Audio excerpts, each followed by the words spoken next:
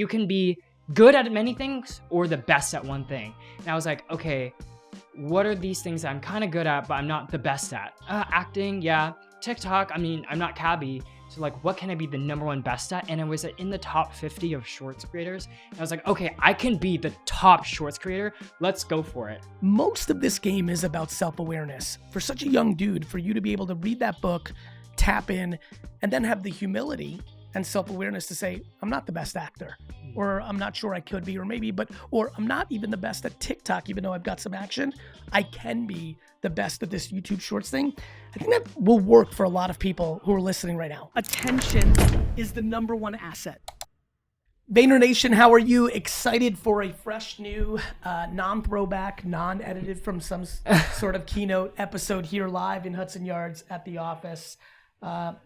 Really dynamic individual here that I think is going to be able to give some insights and inspiration to a lot of people that are on their journey of really creating content around a passion or trying to achieve attention in a modern digital media landscape. And so when this opportunity arose, I was like, this is actually the right time, especially as I'm writing a new book called Day Trading Attention that will come out next year. I think this fits well and will really help add some color commentary. And so without further ado, my friend, why don't you tell the Vayner Nation who you are and how you describe yourself, and then I'll go into my series of questions. Yeah, great to meet you, Gary. Great to meet you too, my friend. I am Alan Chikin Chow. I am a creator with a mission to unite a universal audience through laughter and storytelling. And I am the #1 YouTube Shorts creator in the world, actually. I got started making videos as a way to connect with my family. When I went to college, my mom and dad, they moved to a little town in West Virginia where they had no friends or family. So I started making videos just as a way to make my mom laugh. That's and amazing. It's gone from my mom to like 40 million followers across platforms, 30 billion views we crossed recently, and a full business with full-time employees. So I'm really grateful for this journey. And now I'm here talking to you. Well, let's take it back. So you grew up where? I grew up in Dallas, Texas. Okay. And so when you went to school, your parents moved? Yes. Yeah. When I went to college. Yes. Yeah. And so because of that before that point, you grew up consuming content at scale on the internet, or no? Yeah, I did. I watched a lot of content, especially Vine, RIP Vine, Yes. missed the Vine days. And Yes. I remember, I had a period when I was depressed in high school. And I remember I did this challenge called 100 Days of Happiness Challenge, where I took a photo of something that made me happy every single day. And 40% of those were just screenshots of Vines, because they were the only thing that made me happy during a depressed period. So Yes. that's something I think about a lot when creating like happy Which comedy Vine content. creators stood out for you during that era? Do you remember? During that era, you know what? I actually still, back in that day, I liked, like the top Viners, like King Batch and Amanda Cerny, those types, and they stuck around. So I think they were great. But I really loved like the trends. Like the thing that was great about Vine was you couldn't really upload videos that were like taken from your phone. You had to like shoot it on your phone. That's so right. it was like the, oh my gosh, I'm trying to think like of Vine trends. It'll come to me, but like just like the really inane like The stuff that Rudy and Jerome Jarre and all the McGallis and all those guys were doing. Yeah, exactly. And the ones that are just like normal people. I I really do think in a lot of ways that Vine was the preview to the TikTok world we live in today. And really changed the landscape. Okay, so you start making these videos for your mom. Yeah. And what is the next step in the journey from mom to 40 million followers across platform?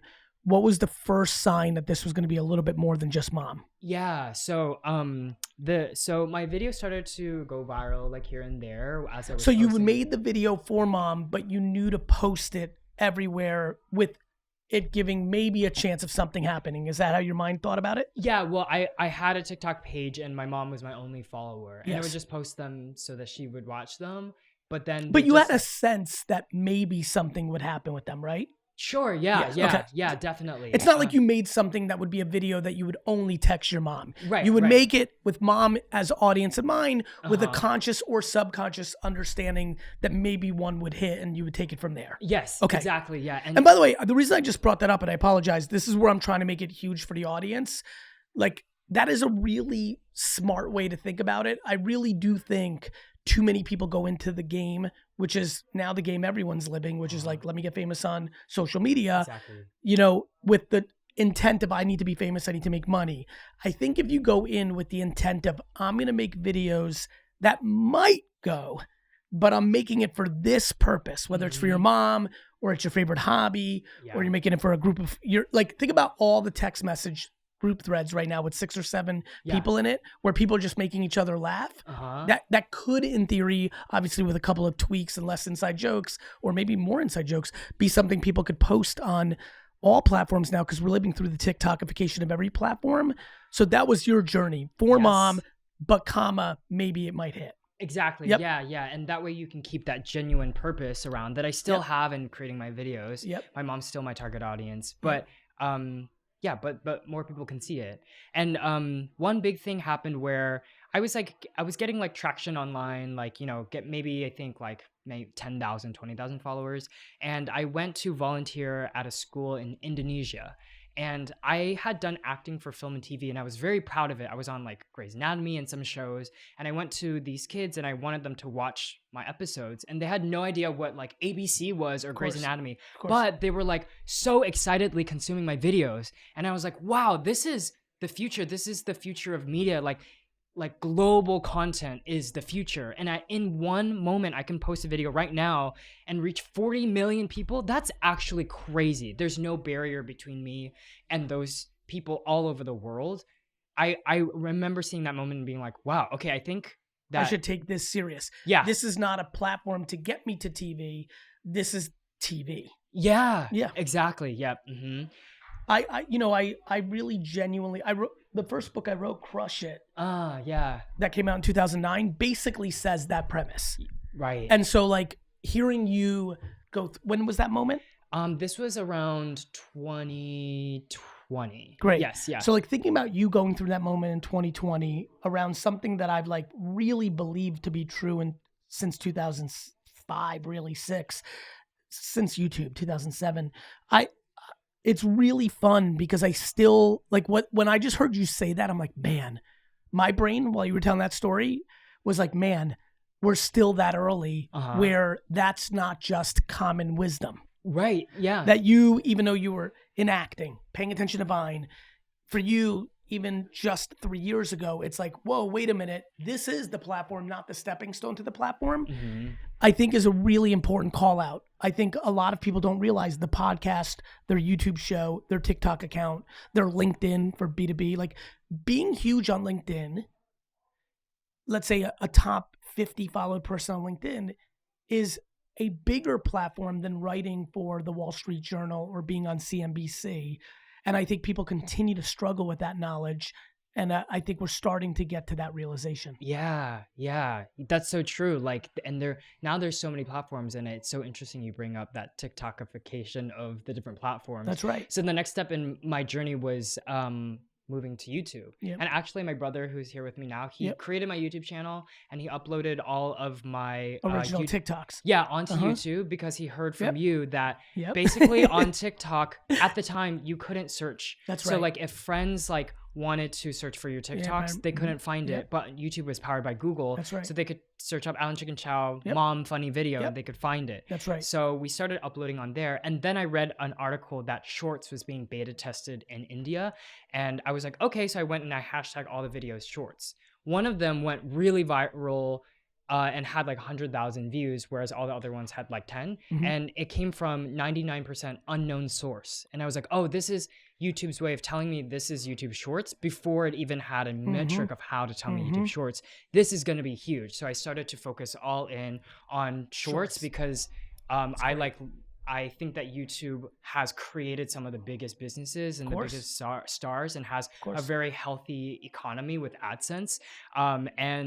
So we shifted our focus over there, and now we're the #1 Shorts creator in the world. And of course, it took a lot of work between that, like a lot of what? Like I read this book called Essentialism, which said you can be the best at one thing, you can be good at many things or the best at one thing. And I was like, okay, what are these things that I'm kind of good at, but I'm not the best at? Acting, yeah. TikTok, I mean, I'm not Cabby. So like, what can I be the number one best at? And I was in the top 50 of shorts creators. And I was like, okay, I can be the top shorts creator. Let's go for it. And so I just cut away. It was actually about saying no to a lot of stuff, cut away all these like distracting opportunities in order to focus all in. And then, you know, the normal working hard, like get up, work every day, be consistent, get up early, post every day. Doesn't matter. Like if you're tired or sick, let's do it. Let's go back to that. I remember when my friend Travis decided to go full-time as the CEO of Uber. So he was a co-founder, and they hired a CEO because it was actually Uber Cab, which is the original name of Uber, was a side project of Garrett Camp, who was the founder of StumbleUpon, which was a very early internet discovery platform that was huge. And Travis, who had a Napster competitor as a kid at UCLA and later had a big company and was a really talented guy who was an investor when I met him, and we were investing in startups together. They joined up, they did Uber Cab, they hired an incredibly talented young man named Ryan Graves to be CEO, and then Travis kind of recognized, wait, this might be big, and decided to become full-time CEO. And I remember in this like 3-month period, because we talked a lot during that time, I like hit him up about like 2 investments and like one other thing and like a conference and like another thing. And every time he was like, and I didn't understand it actually at first. He said, no, Gary, like I only do Uber now. And I was like, okay. And then I hit him up again and he's like, no, like I have to give 100% of my effort to Uber now. And like, I'm the other side of the pillow. I've got 47 things. Like I'll do this with you right now, which is content and the GaryVee of it all. My next meeting is a VaynerX meeting that really matters. The next one after that is a VeeFriends meeting. I'll call AJ on my way to a nonprofit board that I'm a part of called Pencil Promise. The gala's tonight. I have a call with AJ about VaynerSports in between. Literally just my afternoon today.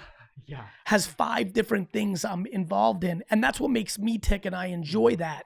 I think what's important about that is I want everybody to listen real quick. Most of this game is about self-awareness. For such a young dude, for you to be able to read that book, tap in, and then have the humility and self-awareness to say, I'm not the best actor, or I'm not sure I could be, or maybe, or I'm not even the best at TikTok, even though I've got some action. I can be the best at this YouTube Shorts thing.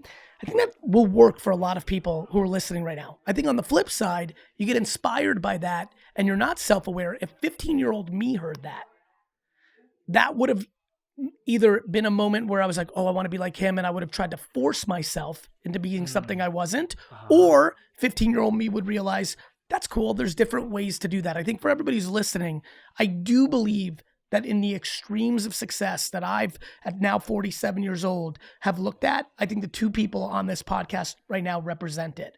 All in chaos or all in one thing. Because the chaos keeps people like me happy, which makes the whole thing go. I think sometimes people are caught in the middle.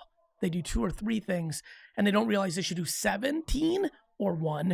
And that's the one takeaway. I hope that provided some people some value. So, okay. So you go all in. How long did you go into that, like in the cave, crazy, like fucking saying no to everything, full? Like you wouldn't even be here right now if you were in that zone. How long did that zone last? Until now. Okay. I love that. For like a year and a half. Do you feel like you're on the other side of that craziness and you're ready to like, okay, I've hit that goal. I get the branding of that. Yes. I built out more of a team. I'm, so actually to that question, where are you at right now? Like, how are you thinking about that next step? Yeah. So I love what you said. And I think you can bounce between being essentialist and an all-in-ist. Or an explorer, a curiosity framework, a business development, a tasting things. Yes. By the way, I do that too. Yeah. Even for all, like, even in my craziness of doing 100 things, there are moments. I mean, VeeFriends, I was gone for a year. Yeah.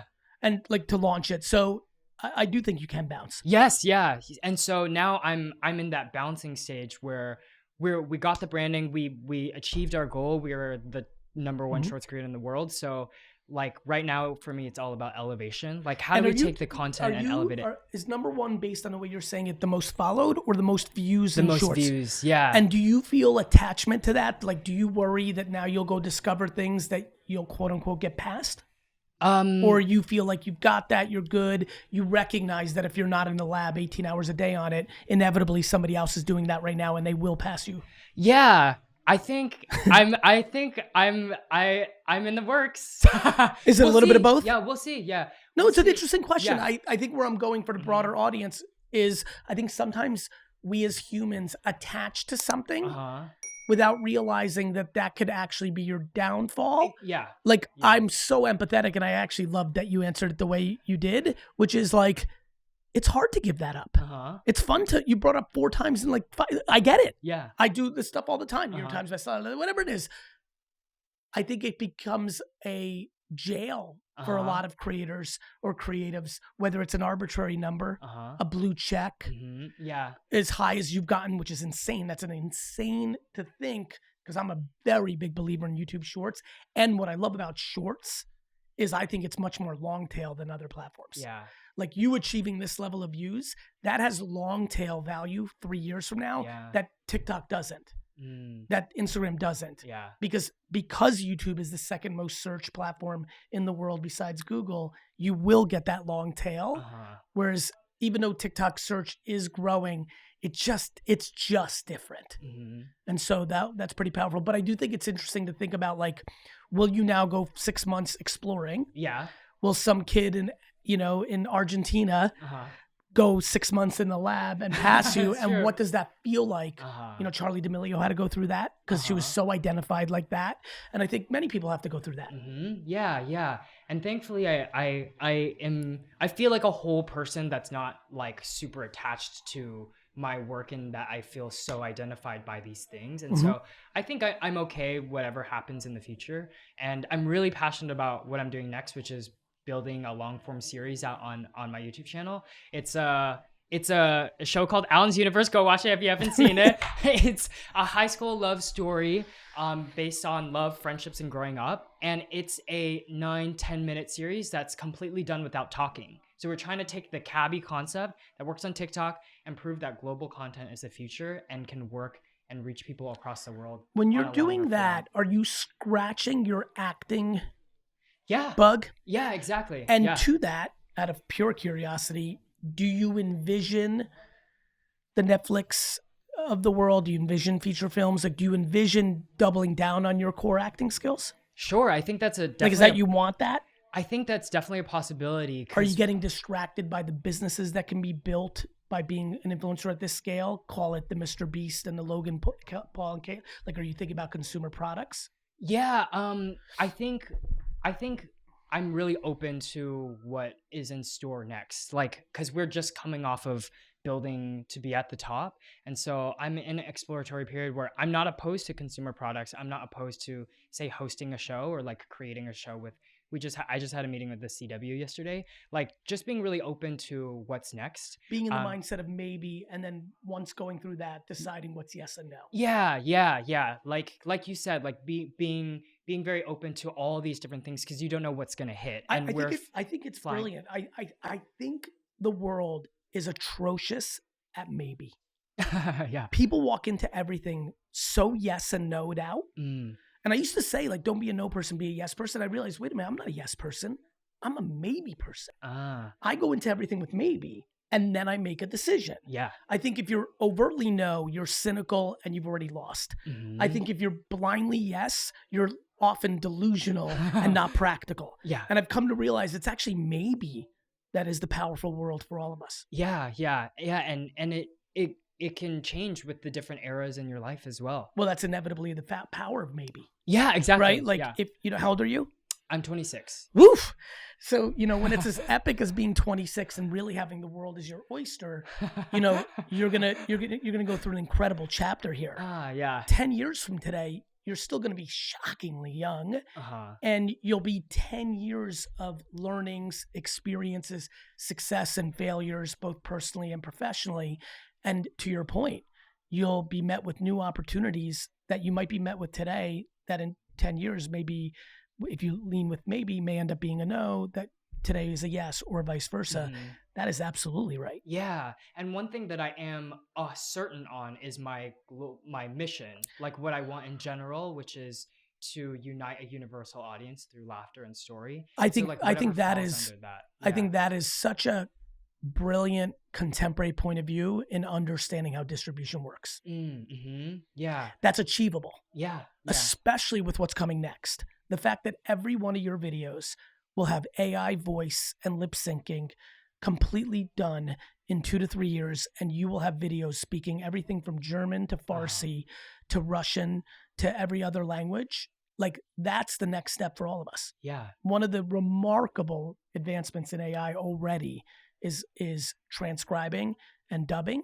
It's insane to me that I'm going to go to Turkey and go to Warsaw and go to Paris, and tons of people are going to run up to me in 5 years and talk to me in a language I can't speak because I've been speaking to them in their native tongue. That's bananas. That's crazy. Crazy. Yeah. And then, of course, I start thinking about, okay, well, then the ear pods are going to have translation and all the AI, and just like, we're all just going to be talking to each other, which is, wonderful, because I think communication and dialogue is the only way we can fix a lot of our problems. Yeah. The changes that AI are going to make to content is going to be huge. Go ahead. No, please. I was just going to say, it was part of an announcement with YouTube where they announced Aloud, which allows you to dub with one click. Yep. It's crazy. Crazy. And it's just the beginning. So we'll see how it's going to change. Exactly right. Before we get out of here, knowing that you thought about being on the podcast, what have we not touched on yet that we want to touch on? Obviously, I want everybody to check out your channel and your handle, so let's push that real quick. How do people find you? Yes, it's Alan Chikin Chow on YouTube, TikTok, Instagram, everything. Spell that out for everybody who's like me and can't spell or read. AlanChikinChow, and that's my full real legal name. And what else did we not touch on that you think you want to touch on to this audience? Yeah, I want to say again that I think global content is the future. Like what you said about AI, like what Cabby proved, and if you look at the top most viewed TikTokers, top 10, all of them don't talk. I think that the future is global content. The future is global in general, not just content. The world's connected. Yeah, the world is so connected, and that's what I'm passionate about. That's what I think is the next step, the next stage of creators. What about while I've got you and I have a good sense of who's listening to this, what about the Fortune 500 CMOs and CEOs that listen to this? Literally the biggest brands in the world. How should they be thinking about engaging with creators and influencers at your size? What do they get wrong? What do they underestimate? And kind of what do you, even giving you a second of who would you like to collab with, or what kind of things are you looking to collab with? Yes, if you're even looking to collab. Yeah, I think still to this day, a lot of the traditional industries, they still don't understand the level of influence that influencers have. I was part of a beta shopping program on YouTube where we would tag products, and it was a beta test, and I would tag these products. I have this red flannel I wear all the time. Yes. I'm not wearing it right now, but I can see that. We would tag it, and it would suddenly go unavailable all the time. And me and my assistant, we kept on giving feedback to the team, like, hey, there's something wrong with the button. It's unavailable. But you probably also understood that it was selling. Yes, and that's what I was about to say. It's not like it's again, back to the book. Back then, people you might have been cordial and nice to YouTube or Google, but you knew the shit was fucking selling. No, that's what I was going to say. Their response was, no, it's not unavailable because our button works. You're selling the product out. But you knew that, right? I didn't know. Really? Genuinely? I didn't know. I mean, I saw the amount of clicks that we were getting, but I didn't know that we were selling out this flannel. This is crazy. Yeah, I mean, to me, it's to your point, I get whether you're being self-deprecating or humble. I get why Fortune 500 CEOs don't know, to your point. Yeah. But I think all of you in the trenches know. Yeah. We're living it. Yeah. We know. Yeah. So I think that influencers, that the amount of influence that we have it's insane. The amount of traffic that we can push. If there was a draft to sell shit on the internet in that format, to sell shit. Yeah. If there was a draft, like a sports draft, and there was 50 celebrities on television and movie and film, Netflix included, from Hollywood, and 50 top creators from YouTube and TikTok, and I was one of the teams drafting, I wouldn't draft a single person from Hollywood until every creator and influencer was off the board. That's true. Yeah. That's how big the gap actually is. Yeah. And I'm talking any celebrity. Mm-hmm. Take your top 15 actresses. Yeah.